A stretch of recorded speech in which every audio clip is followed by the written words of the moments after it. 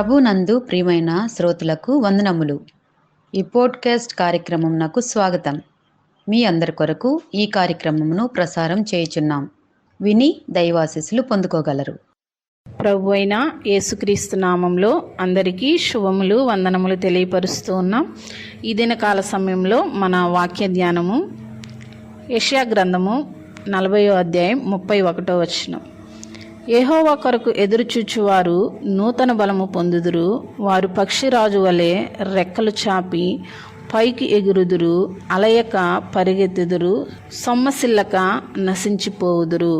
యెషయా ప్రవక్త ఈ మాట మాట్లాడినట్లుగా మనం చూస్తున్నాం. ఆమోజు కుమారుడైన యెషయా, ఆయన యూదా రాజుల్లో ఉజ్జియా, యోతాము, ఆహాజు, హిజ్కియా రాజుల పాలనలో ఒక ప్రవక్తగా ఉండే వ్యక్తిగా మనం చూస్తూ ఉంటున్నాం. అయితే దేవుడు అన్ని దేశాలకు కూడా ఒక నిబంధన కుటుంబాన్ని సృష్టిస్తాడు అని, వారు పునరుద్ధరించబడిన సృష్టి కోసం పరలోకంలో ఉన్నట్లుగానే భూమిపైన దేవుని రాజ్య రాక కోసం ఎదురు చూస్తూ ఉంటారు అని, ఇది యెషయా ప్రవక్త యొక్క ఒక శక్తివంతమైన ఆశగా మనం చెప్పవచ్చు అని దేవుని వాక్యం సెలవిస్తూ ఉంటుంది. అదేవిధంగా ఇర్మియా గ్రంథము 29వ అధ్యాయం 11వ వచనంలో కూడా, నేను మిమ్మల్ని గూర్చి ఉద్దేశించిన సంగతులను నేను ఎరుగుదును. రాబో కాలమందు నిరీక్షణ కలుగునట్లుగా అవి సమాధానకరమైన ఉద్దేశములే కానీ హానికరమైనవి కావు. ఇదే యెహోవాకు అని ఇర్మియాతో కూడా దేవుడు మాట్లాడినట్లుగా మనం చూస్తూ ఉంటున్నాం. అయితే పరలోక రాజ్యము ఈ భూమి మీద మరలా సృష్టించబడాలి అని దాని కొరకు ఎదురు చూస్తుంటున్న వారిగా మనము చూస్తూ ఉంటున్నాం. ఇజ్రాయేల్ వారిని దేవుని యొద్దకు చేర్చాలని ఇర్మియా, యెషయా ప్రవక్తలు ఎంతగానో ప్రయాసపడినట్లుగా మనం చూస్తూ ఉన్నాం.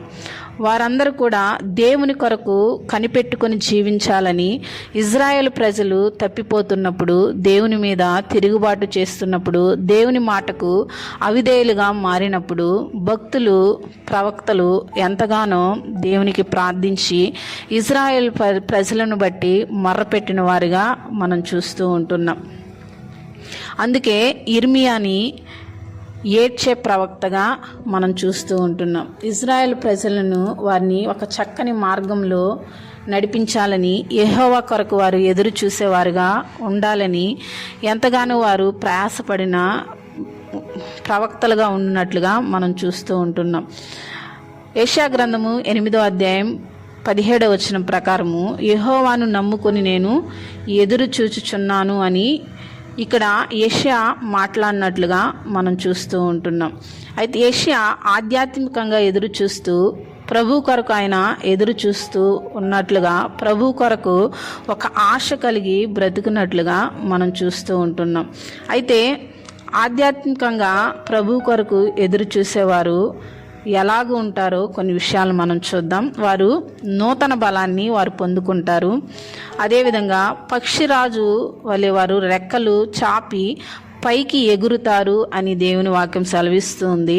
అదేవిధంగా అలయక వారు పరిగెత్తుతారని, సొమ్మసిల్లక నడిచిపోతారని, మన ప్రార్థన వారు అంగీకరిస్తారని, పెండ్లి విందులో పాల్గొనే అవకాశం మనం పొందుకుంటాము అని దేవుని వాక్యము మనకు సెలవిస్తూ ఉంటుంది. యెహోవా కొరకు ఎదురు చూసేవారు నూతన బలాన్ని పొందుకుంటారు, దేవుని యొక్క రాజ్యాన్ని స్వతంత్రించుకుంటారు అని యెషయా ఇక్కడ తెలియపరిచినట్లుగా మనం చూస్తూ ఉంటున్నాం. అయితే అనేక మంది ఇలాగ ఉండరు, కానీ వారు ఎదురు చూచుట ప్రయోజనం లేదు. కొంతమంది వారు ఎలాంటి వారంటే, వారు ఎదురు చూసినా కూడా ఆ యొక్క రాజ్యంలో ప్రవేశించలేరు.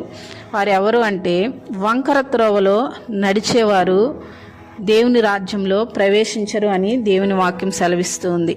అయితే మనకు వంకర త్రోవ ఉండకూడదు అని దేవుని వాక్యం సెలవిస్తుంది.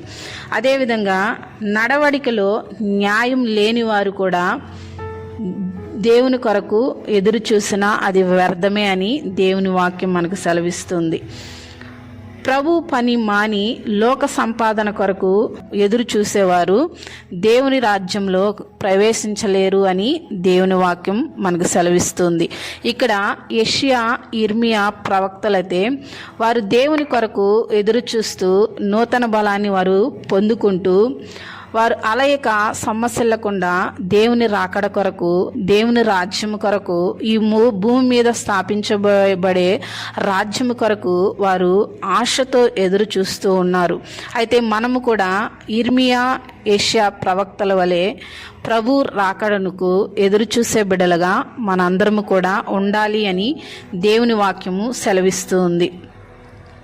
అలాగా ప్రభు మార్గంలో జీవించాలనే ఆశ, తపన ఇర్మియా, యెషయా ప్రవక్తల వలె మనము కూడా కలిగి వంకర మార్గంలో నడిచేవారంగా మనకు ఉండకుండా, మన నడవడిలో న్యాయం లేకుండా ప్రభు పని మాని లోక సంపాదన కొరకు మనము ఎదురు చూసేవారముగా మనము ఉండకుండా, మనము ప్రభు కొరకు ప్రభు మార్గంలో నడవాలని ఆయన ఈ భూమి మీదకు వచ్చినప్పుడు ఆయన్ని మనం ఎదుర్కొనగలిగే ఆశా తపన మనందరము కూడా కలిగి ఉందుముగాక. ఆమెన్. ఈ కార్యక్రమమును గూర్చి మీ సలహాలు మరియు మీ ప్రార్థనా అవసరతల కొరకు మమ్మను సంప్రదించవలసిన మా ఫోన్ నంబర్ 9448508539 మరియు ఈమెయిల్ ఐడి info@fibaonline.org. మా ఫోన్ నంబర్ మరొకసారి 9480585039. Email ID info@fibaonline.org.